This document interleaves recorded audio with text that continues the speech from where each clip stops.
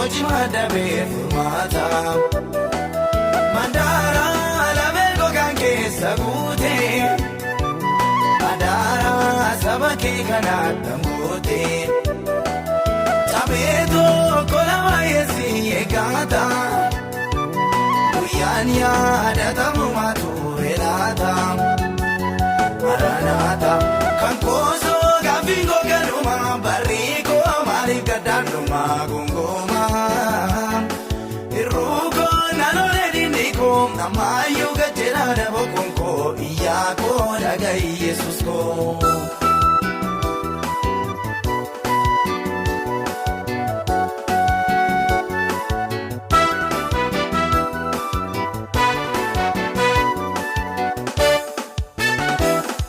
jechana mamara iram garanko dadabe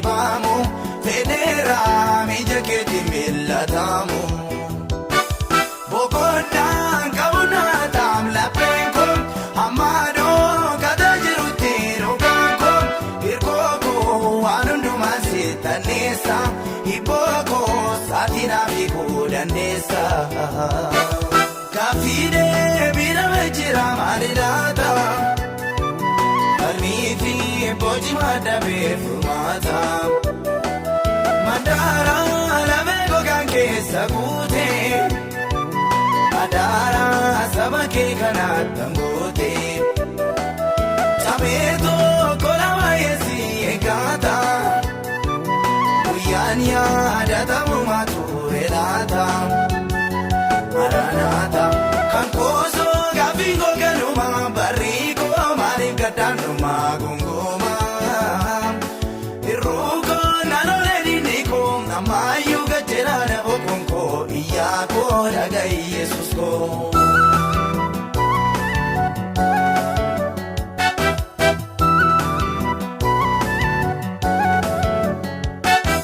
akago gori wasona mirandam ursagi leza wakana gefandam amuma yomitanarka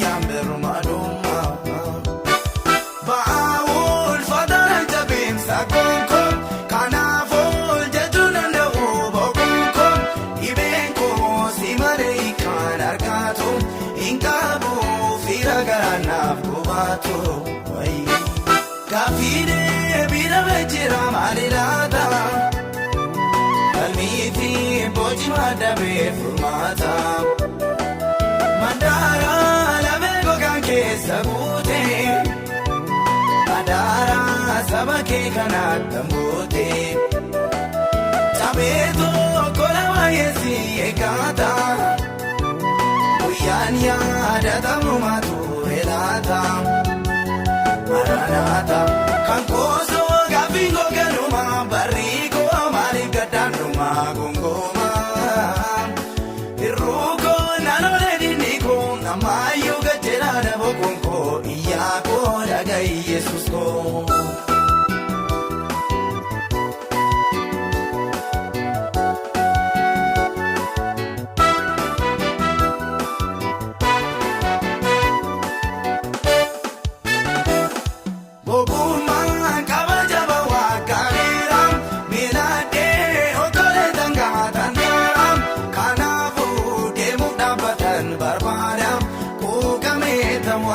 Kabam nanada rakina gargar jayem lafenko katame tu irramatame selanko gengo ki diragi tuno marmara ijama lena nambisi nadara kafide biramejira malilata almifi boci madabe furmata mandara keessa guute adara sabake kana tambote tabeto kolama yesi egata uyania datamu maturelata maranata kankoso gafingo kanuma bariko mali gadanduma gungoma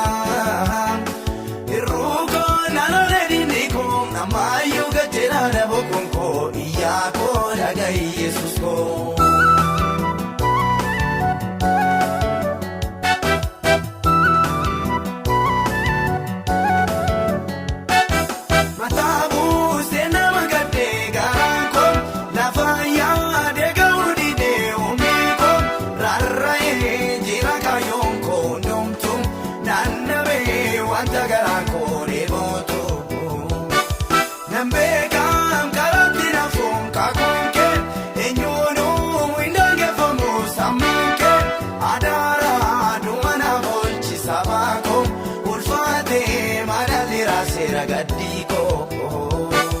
Gaaffiin biirame jira maali laata? Falmii fi boci maddaabee furmaata. Mandaara lamee gogaan keessa guute. Adaara saba kee kanaatti angoote. Sabeetu kolama yeesi eeggata. Guyyaan yaadatamu maatu elaata. Maranatha.